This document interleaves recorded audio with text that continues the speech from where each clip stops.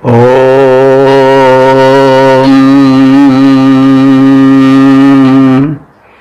वेद प्रेमियों, सुधी श्रोताओं, संप्रति हम सब ऋग्वेद के प्रथम मंडल के 120वें सूक्त के 25वें मंत्र की व्याख्या में प्रवेश करने जा रहे हैं।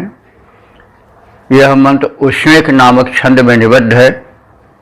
मंत्र दृष्टा ऋषि हैं कक्षीवान और देवता हैं अश्विनी कुमार। मंत्र का शीर्षक है अश्विनी कुमारों की स्तुति का क्रम आज भी पूर्ववत अक्षुण्ण है।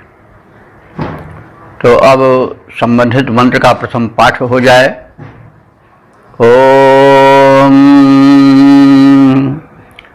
प्रयाघोषे भृगवाणोये। ओम प्रयाघोषे भृगवाणे न शोभे यया वाचा यजति पज्रियो वाम प्रैषयोर्न विद्वान। शब्दार्थ से परिचय पाएं तो इस मंत्र में ऋषि यह कहना चाहता है कि अश्विनी कुमारों की जो स्तुति है वह अक्षुण्ण है, पूर्ववत चली आ रही है भी सृष्टि शक्ति से अथवा शक्तियों से संचालित है।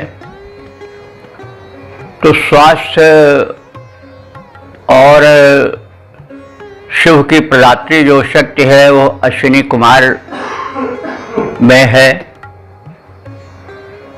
तो संरक्षिका शक्तियां बटी हुई हैं सृष्टि की। तो अश्विनी कुमारों को ऋषियों ने माना है जो स्वास्थ्य सौख्य की संरक्षिका हैं। तो आज भी वे हैं, आगे भी रहेंगी। नाम में परिवर्तन होता रहता ही, ये बात अलग है, क्योंकि नाम के परिवर्तन से रूप या गुण में परिवर्तन नहीं होता। तो वही बात कही जा रही है कि हे अश्विनी कुम्हारो, तुम्हारी स्तुति पहले भी होती थी, आज भी हो रही है। तो उसी क्रम में कहा जा रहा है कि यथा तव स्तुति ही पूर्व काले अभवत् तथा वर्तमाने भी चलति। या माने जो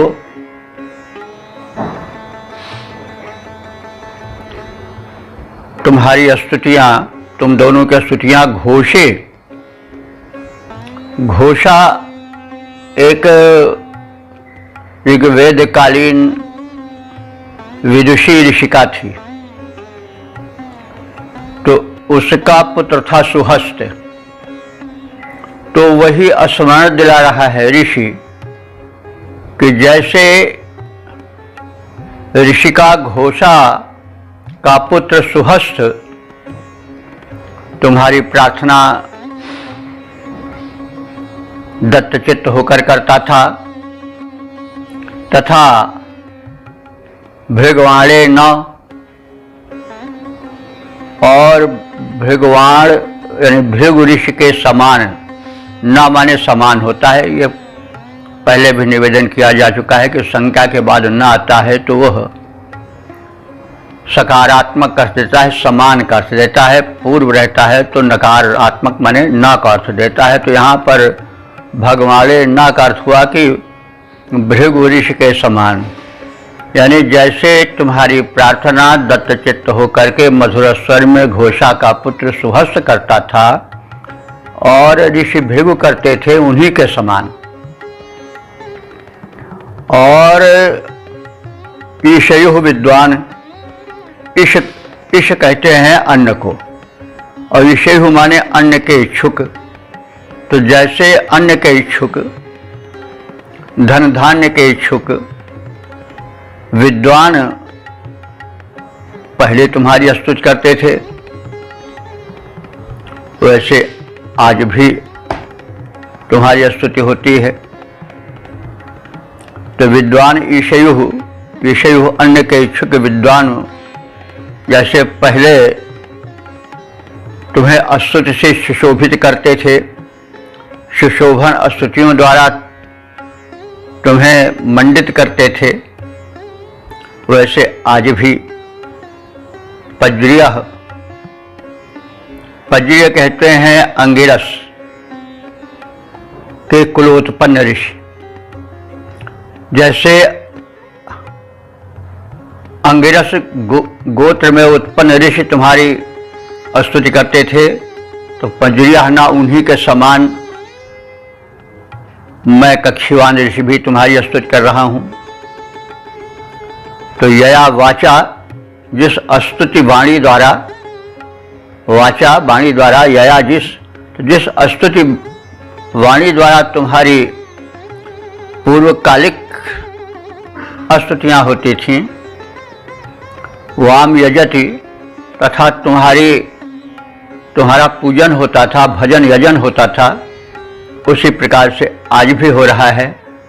मैं इस स्तोत्र, इस सूत्र का रचयिता या मतलब दृष्टा ऋषि जो हूँ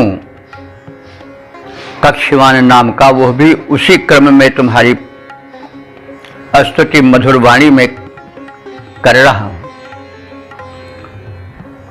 और इस प्रकार मैं, जैसे पहले लोग आपकी कृपा दृष्टि चाहते थे, वैसे मैं भी आप दोनों अश्विनी कुमारों की कृपा दृष्टि चाहता हूँ।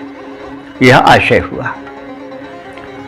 तो हे अश्विनी कुमारों, तुम्हारी स्तुति का क्रम जैसे पहले चलता था वैसे आज भी चल रहा है। मैं मंत्र दृष्टा इस कक्षीवान उस क्रम का परिपालन कर रहा हूं, यह कहने का आशय है। इस प्रकार घोषा के पुत्र सुहस्ति नामक ऋषि और भृगु नामक ऋषि तथा अन्य अंगिरस कुल में उत्पन्न विद्वान जो कि खाद्यान्न धन धान्य के इच्छुक थे, और वे ऋषि जैसे तुम्हारी मधुर वाणी में स्तुति करते आए हैं, उसी मधुर वाणी में मैं अंगिरा कुलोत्पन्न कक्षीवान भी स्तुति कर रहा हूं। और हमारी स्तुतियां स्वीकृत हों। तो पद रूपांतरण देखें।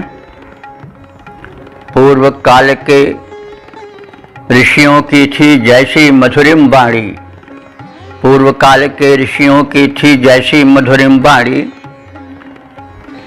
वैसे ही मेरी वाणी भी है मधुरिम कल्याणी। घोषा पुत्र सुहस्ति और भृगु जिस वाणी के द्वारा, घोषा पुत्र सुहस्ति और भृगु जिस वाणी के द्वारा, और अंगिरस कुलोद्भूत जो ऋषि मंडल है सारा, जो माधुर्यपूर्ण गायन शैली अपनाता आया, जो माधुर्यपूर्ण गायन शैली अपनाता आया, जिसके द्वारा स्तुति में रस वह बरसाता आया, वही सुघर शैली दो और वही मधुवाणी। हे अश्विनी कुमारों, मैं करता तेरी स्तुति कल्याणी।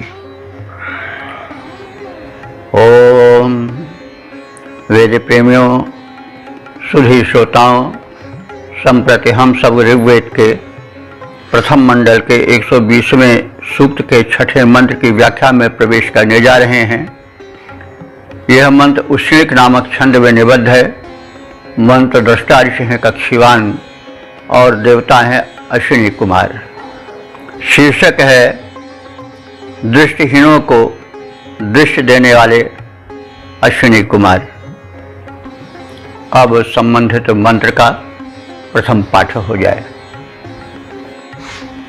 ओम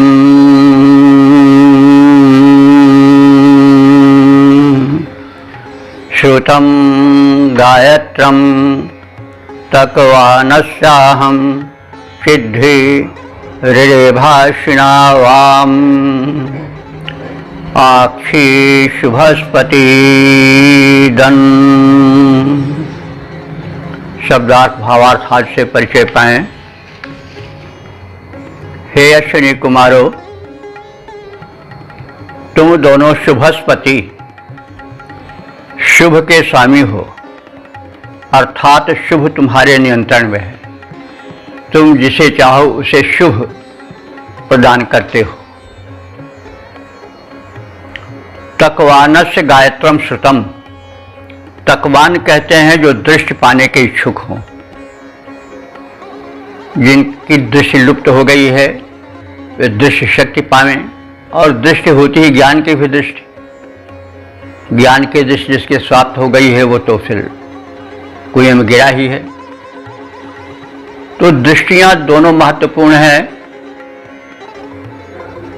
तो ज्ञान की दृष्टि विशेष महत्वपूर्ण है। जो प्रगति के इच्छुक हैं वो ज्ञान दृष्टि के विशेष उपासक होते हैं। तो इस संदर्भ में यहाँ उन ऋषि का भी संकेत किया जा रहा है जो असुरों द्वारा अंधे बना दिए गए थे। वे थे ऋजाश्व ऋषि। तो ऋजाश्व ऋषि ने प्रार्थना की तो अश्विनी कुमारों ने उन ऋजाश्व ऋषि को जो असुरों द्वारा अंधे बना दिए गए थे और कूप में डाल दिए गए थे, उनका इन्होंने उद्धार किया था। अथवा अनेक ऐसे लोग जो ज्ञान दृष्टि से हीन हो गए थे, उनका भी उद्धार किया था, यानी उन्हें ज्ञान भी दिया था। ज्ञान कई प्रकार का होता है, अध्यात्म ज्ञान भी होता है और स्वास्थ्य के रक्षा का भी ज्ञान होता है कि भाई दृष्टि को इस प्रकार से रखो, ऐसे मेंटेन करो तो दृष्टि बहुत समय तक बनी रहेगी, चश्मा लगाने की आवश्यकता नहीं पड़ेगी, आहार विहार ऐसा हो, नेत्रों का संरक्षण ऐसा हो। और तो इस प्रकार से ये वैद्य हैं और वैद्य का कर्म जैसे हम कहते आ रहे हैं केवल दवा देना ही नहीं बल्कि स्वास्थ्य के संरक्षण की विधि बताना भी है। दवा अंतिम उपचार नहीं है, दवा दी जाती है और रोग जाते नहीं है, फिर हो आते हैं। देखा जा रहा है एक मर्ज खत्म हुई दूसरी मर्ज उभर आती है। तो इसलिए स्वास्थ्य के नियमों का परिपालन बहुत आवश्यक है। यदि उनका परिपालन न हुआ तो दवा जो है वो क्षणिक लाभ कर सकती है लेकिन स्वास्थ्य का स्थायित्व नहीं प्राप्त हो सकता। तो यहाँ पर उसी संदर्भ में कहा जा रहा है कि तुम तकवानस्य, जो कि प्रगति के इच्छुक हैं या जो दृष्टि पाने के इच्छुक हैं, जिनकी लौकिक दृष्टि भौतिक दृष्टि नेत्रों से छिन गई है अथवा जिनकी ज्ञान दृष्टि विवेक दृष्टि छिन गई है, उनकी गायत्रम माने मधुर गायन पूर्ण अस्तुत को सुन करके तुमने उन्हें दृश्य दान दिया। अक्षी आदन माने दृश्य, अक्षी माने दोनों आंखें, आदन माने दिया देते हुए, यानी उनको तुमने दृश्य दान देते हुए उन पर कृपा की।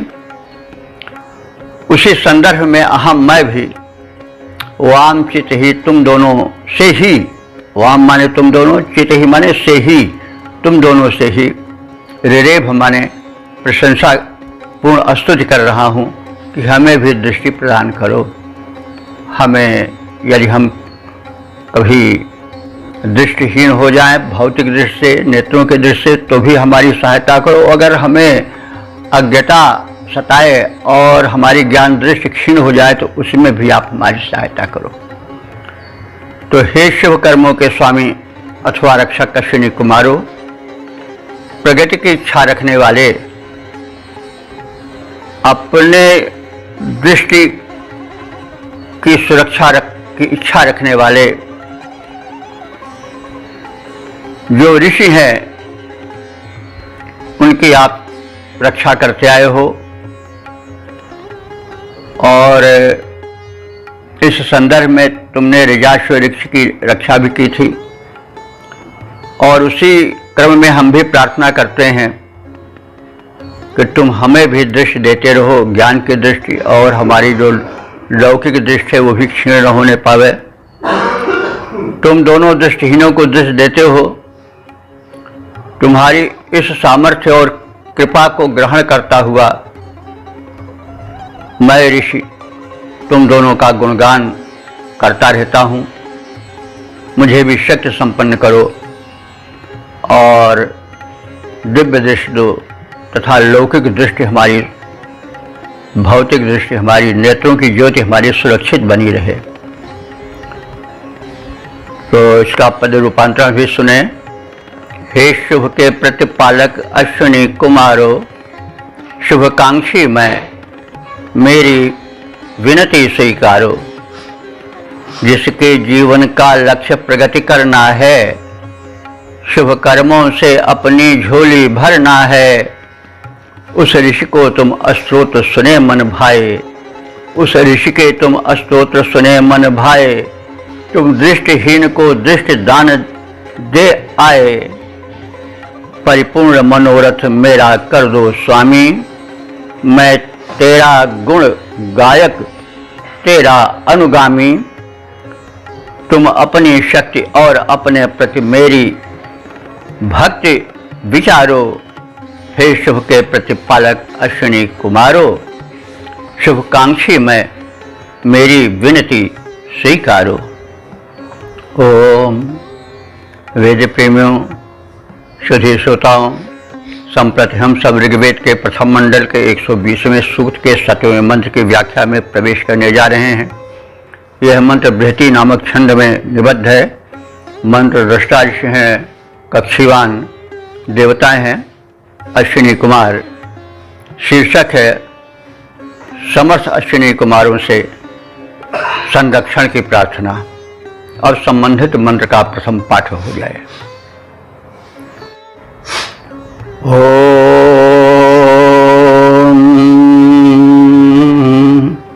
इवं ह्यासतं महो रण इवं वायन्निरततं शतं तान्नो वसु सुगोपा स्यातं आतं नो वृकादघायो। शब्दार्थ भावार्थ आज से परिचय प्राप्त करें। हे अश्विनी कुमारो, वसु, वसु माने तुम दोनों वास देने वाले हो, बसाने वाले हो, यानी आश्रयदाता हो। वसु आश्रयदाता। वसु माने धन भी होता है, वसु माने वास, निवास, आश्रय आदि भी होता है। तो हे अश्विनी कुमारो, तुम दोनों आश्रयदाता हो। युवम ही, युवम माने तुम दोनों, ही माने ही, आज भी ही शब्द चलता है। तुम ही, आप ही ऐसा कर सकते हो, ऐसा आता नहीं। ही या निपात है, अव्यय है, तो आज भी ही चलता है। शब्दों में बदल फेर जब होता है, जब उच्चारण में कठिनता होती है। तो मुख सौख्य से शब्द में परिवर्तन होता है, और कभी कभी ऐसा परिवर्तन हो जाता है कि परिवर्तन होते होते पहचान में ही शब्द नहीं आ पाता है। लेकिन जहाँ मुख सुख रहता है वहाँ शब्द पूर्ववत चलाता है। लाखों हजारों साल का अंतर भी उसे नहीं मिटा पाता। जैसे ही शब्द ही है, आज भी चल रहा है, आगे भी चल, क्योंकि इसे मुख सुख है। जल शब्द है, तो जल ऋग्वेद काल में भी था, उसी अर्थ में कोई विकृति नहीं आई, आज भी है। तो जल है, मल है, बल है, इनमें उच्चारण में ज़्यादा कठिनाई नहीं है, इसलिए शब्द ज्यों के त्यों चले आ रहे हैं। तो भाषा का विकास मुख सुख के आधार पर होता है। वे शब्द जो कि उच्चारण में सरल हैं वे तो चलते रहते हैं, लेकिन जिनके उच्चारण में मुख सुख नहीं होता, अर्थात तो ज़्यादा मशक्कत करनी पड़ती है उच्चारण में, वे जो व्याकरण के ज्ञाता हैं वे तो उसका परिपालन कर लेते हैं, लेकिन जो अशिक्षित हैं वे उसको तोड़ मरोड़ करके बोलते हैं, जान करके नहीं, लेकिन वो स्वाभाविक रीत से होता है। इसलिए कहा जाता है कि भाषा बनाने वाले मूर्ख लोग होते हैं, अपढ़ लोग होते हैं। अगर अपढ़ ना हो तो भाषा में परिवर्तन आए ही नहीं, क्योंकि जो पढ़े हैं वे तो शुद्ध उच्चारण करेंगे और जो अज्ञानी है वे उसको जान करके नहीं, लेकिन स्वाभाविक रूप से शब्द बिगड़ जाएगा। तो यह क्रम आप सब जानते हैं होता है। तो वही बात ही पर बात आई, ही माने ही, यानी एक निश्चय बोधन के लिए ही शब्द का प्रयोग होता है। तो युवम ही, हे अश्विनी कुमारो, तुम दोनों, ही माने सचमुच, महारन आस्तम, महारन माने महान दाता, आस्तम माने हो, तुम दोनों बहुत बड़े दानी हो। यत माने जिसे, एवं तुम दोनों अश्विनी कुमारों चाहते हो उसे पूर्ण वैभवान बना देते हो, तुम सक्षम हो। लेकिन जिसे नहीं चाहते हो, जिस पर किन्हीं कारणों से रुष्ट हो जाते हो, उसको निहअततम, उसको बिल्कुल यानी दीनहीन कर देते हो। निहअततम सतम व उसको धन से, संपत्ति से बिल्कुल शून्य भी कर देते हो, दूर कर देते हो। मतलब तुम ही बना देते हो, तुम ही बिगाड़ देते हो, तुम ही धनी कर देते हो, तुम ही निर्धन कर देते हो। तुम में उत्थान कर देने की और पतन कर देने की पूर्ण शक्ति है, निहित है। तो तुम दोनों जिसे चाहते हो उसे धन संपन्न कर देते हो, और इसके विपरीत जिसे चाहते हो उससे अपनी दया दृष्टि हटा करके निर्धन भी बना देते हो। ता माने ऐसे तुम दोनों को, ता वही तव का ता हो गया है, ऐसे तुम दोनों न सुगोपा स्यातम, न माने हम सबके, सुगोपा माने सु उपसर्ग है श्रेष्ठ, श्रेष्ठ के लिए, गोपा माने रक्षक। ऐसे तुम दोनों परम समर्थ अश्विनी कुमारों न सुगोपा स्यातम, हमारे श्रेष्ठ सुरक्षा करने वाले हो जाओ। और यह करो कि न अघायोह वृकात पातम, न माने हम सबको, अघायोह माने जो पापी हैं, और वृकात और उनसे, और जो वृकात माने भेड़िए हैं उनसे। तो यहाँ वृक माने भेड़िया जो है, वृक कहते हैं चीर फाड़ डाले वो वृक है। तो वृक भेड़िए के अर्थ में अभिधात्मक रूप में आता है सीधे साधे, लेकिन शब्द में लक्षणा शक्ति होती है, व्यंजना शब्द भी होती है। तो यहाँ पर लक्षणा शक्ति से, व्यंजना शक्ति से वृक माने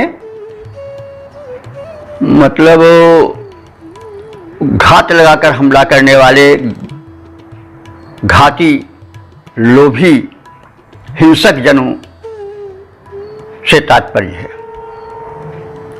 तो हे अश्विनी कुमारों, आप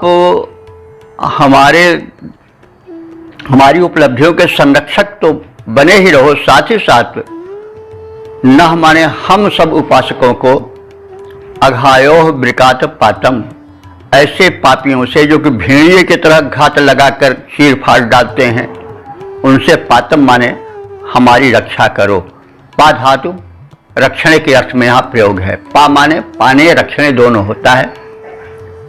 पाने के अर्थ में भी पाता है और रक्षण के भी अर्थ में आता है, लेकिन यहाँ पातम माने रक्षण के अर्थ में इसके प्रयोग को देखना चाहिए, वही उपयुक्त है। तो न अघायो ब्रिकात पातम, हमें उन पापी भेड़िए के तुल्य घात लगाकर विश्वासघाती हिंसकों से बचाओ, तुम दोनों हमारी रक्षा करते रहो, ऐसी प्रार्थना है। तो हे सबको बसाने वाले अश्विनी कुमारों, तुम दोनों सचमुच में बड़े दानी हो और सुपात्रों को दान देते ही रहते हो, लेकिन तुम्हें कर्तुम अकर्तुम अन्यथा कर्तुम की भी शक्ति है। तुम जिसको चाहते हो उसको माला माल कर देते हो, धनवान बना देते हो, और साथ ही जिसे चाहते हो, जिस पर तुम्हारी कृपा दृष्टि हट जाती है, जिससे उसे तुम निर्धन बना देते हो और धन उसे छीन कर दारिद्र्य में ढकेल देते हो। ऐसे कर्तुम अकर्तुम अन्यथा कर्तुम पूर्ण समर्थ तुम दोनों हमारे श्रेष्ठ संरक्षक बन जाओ। हम यह भी प्रार्थना करते हैं कि हमें पापियों से और भेड़िए तुल्य धोखेबाजों से घात लगा करके धन छीन लेने वाले, सुख शांति को छीन लेने वाले अपघातियों से हमारी रक्षा भी करते रहो। तो इस प्रकार से धन की इच्छा और संरक्षण की इच्छा अश्विनी कुमारों से ऋषि ने व्यक्त की है। तो दो चीजें हैं, हमें धन संपत्ति मिले और मिलने के साथ उसका संरक्षण भी हो, दोनों आवश्यक हैं। इसी को योगक्षेम भी कहा गया है। तेषां मिथ्याभियुक्तानां योगक्षेमं वहाम्यहम्। योग माने जो अप्राप्त है उसको मिलना, और क्षेम माने जो प्राप्त है उसकी सुरक्षा होना। तो इसीलिए योगक्षेम शब्द साथ ही साथ प्रयोग होता है। पद रूपांतरण देखें। सबके आश्रय दाता अश्विनी कुमारो, तुम में अपार क्षमताएं इसे विचारो। तुम जिसे चाहते देकर माला माल बना देते हो, तुम जिसे चाहते देकर माला माल बना देते हो, तुम जिसे चाहते लेकर के कंगाल बना देते हो, तुम जिसे चाहते लेकर के कंगाल बना देते हो। ऐसे समर्थ संरक्षक मेरे तुम बन जाओ, मेरे जीवन में निज करुणा कण बरसाओ। जो है पापी भेड़िए समान दुराचारी, जो घात लगाए फिरते हैं अत्याचारी, ऐसे लोगों से हमें बचाओ हे स्वामी। तुम अंतर्यामी, हम तेरे हैं अनुगामी। प्रार्थना हमारी अपने उर में धारो, सारे संकट से हमको पार उतारो। सबके आश्रयदाता अश्विनी कुमारो, तुम में अपार क्षमताएं इसे विचारो। तुम जिसे चाहते देकर माला माल बना देते हो, तुम जिसे चाहते हो लेकर कंगाल बना देते हो। ओम। वेद प्रेमियों, सुधी श्रोताओं, संप्रति हम सब ऋग्वेद के प्रथम मंडल के 120वें सूक्त के 8वें मंत्र की व्याख्या में प्रवेश करने जा रहे हैं। यह मंत्र कृति नामक छंद में निबद्ध है। मंत्र दृष्टा से हैं कक्षीवान और देवता हैं अश्विनी कुमार। मंत्र का शीर्षक है शत्रुओं से रक्षण और गोधन प्राप्ति की प्रार्थना। अब संबंधित मंत्र का प्रथम पाठ हो जाए। ओम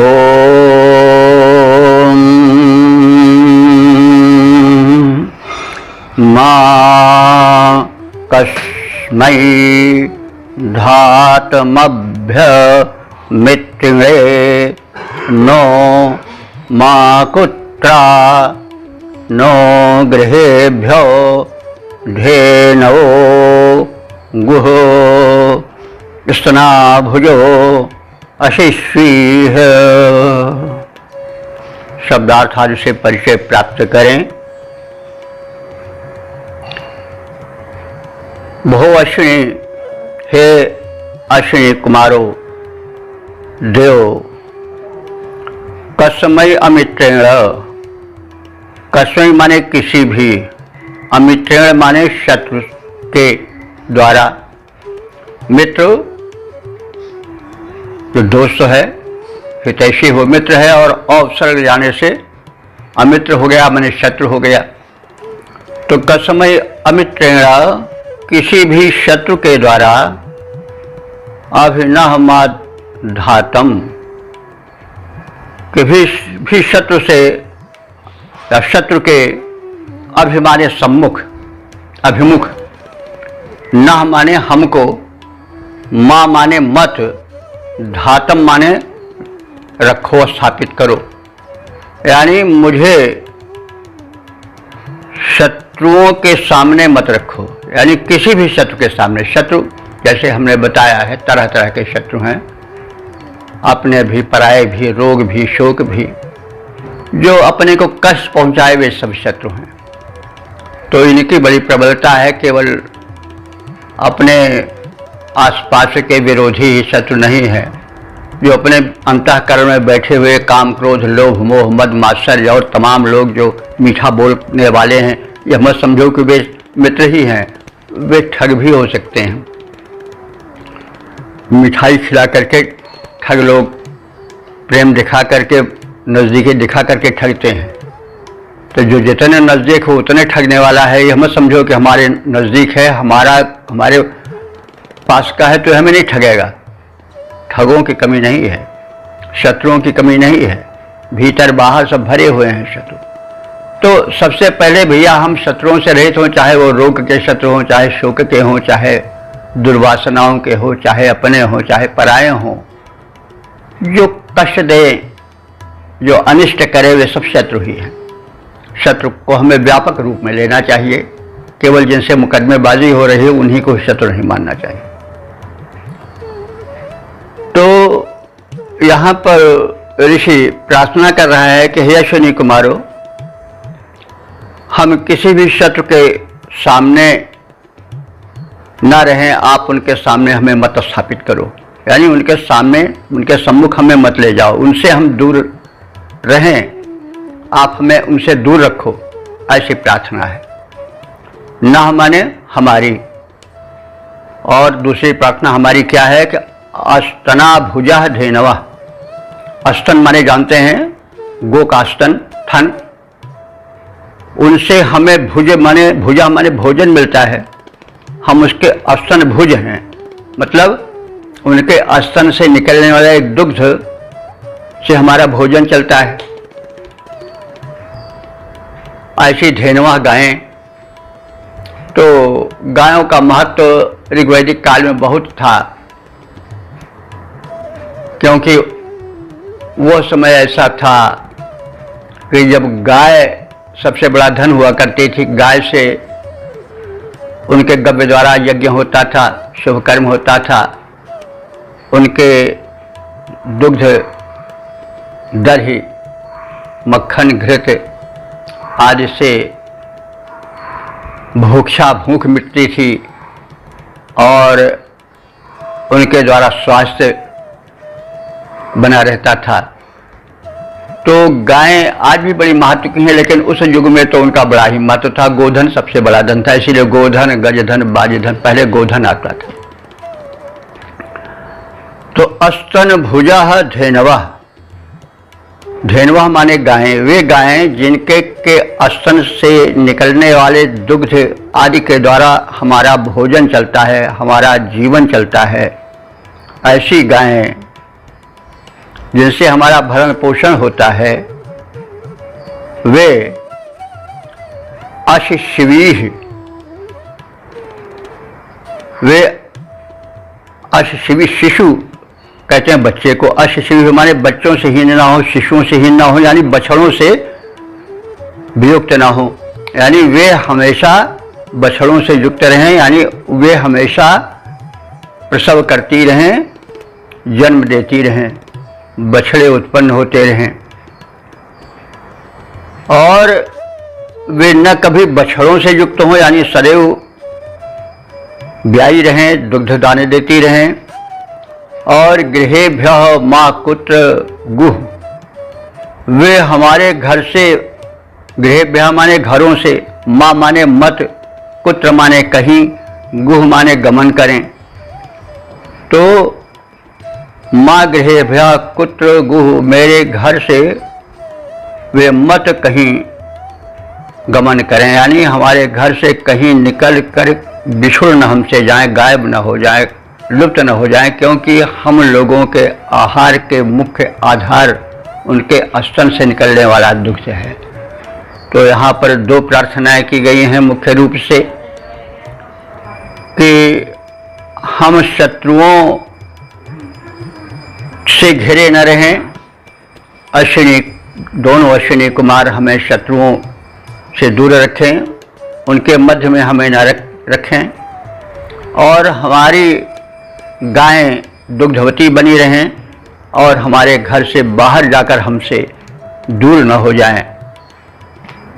तो इस प्रकार से हे अश्विनी कुमारों, हमें किसी भी शत्रु के सामने न रखो, अर्थात हम शत्रु शून्य जीवन बिताएं। गायें अपने दुग्ध से हमारा भरण पोषण करती रहें, वे न बछड़ों से वियुक्त हों, बछड़ों से शून्य हों, और न हमारा घर छोड़कर, अर्थात हमारा घर उनसे शून्य न रहे, जो हमारे घर को छोड़कर कहीं बाहर न जाएं, खो न जाएं, विलुप्त न हो जाएं, अर्थात हमारा घर गायों से शून्य न हो और दुग्धाज से भरा पूरा रहे। तो इस प्रकार से हम शत्रुहीन और दुग्धारी से परिपूर्ण घर वाला जीवन बिताएं। इसका पद रूपांतरण इस प्रकार से है, ये शत्रु, हे अश्विनी कुमारों, ये शत्रु न सम्मुख टिक पाएं, हम शून्य शत्रु से हो जाएं। ये शत्रु न सम्मुख टिक पाएं, हम शून्य शत्रु से हो जाएं। पैसे पोषण देती गायें, घर से न कभी बाहर जाएं। बछड़ों से हीन न हो पाएं, दध दुग्ध सदा देती जाएं। जीवन यों सुखी हमारा हो, जीवन यों सुखी हमारा हो, बहती दध दुग्ध की धारा हो। जीवन यों सुखी हमारा हो, बहती दध दुग्ध की धारा हो। ये शत्रु न सम्मुख टिक पाएं, हम शून्य शत्रु से हो जाएं। ये शत्रु न सम्मुख टिक पाएं, हम शून्य शत्रु से हो जाएं। पैसे पोषण देती गायें, घर से न कभी बाहर जाएं। बछड़ों से हीन न हो पाएं, दध दुग्ध सदा देती जाएं। जीवन यों सुखी हमारा हो, बहती दध दूध की धारा हो। जीवन यों सुखी हमारा हो, बहती दध दुग्ध की धारा हो। ओम।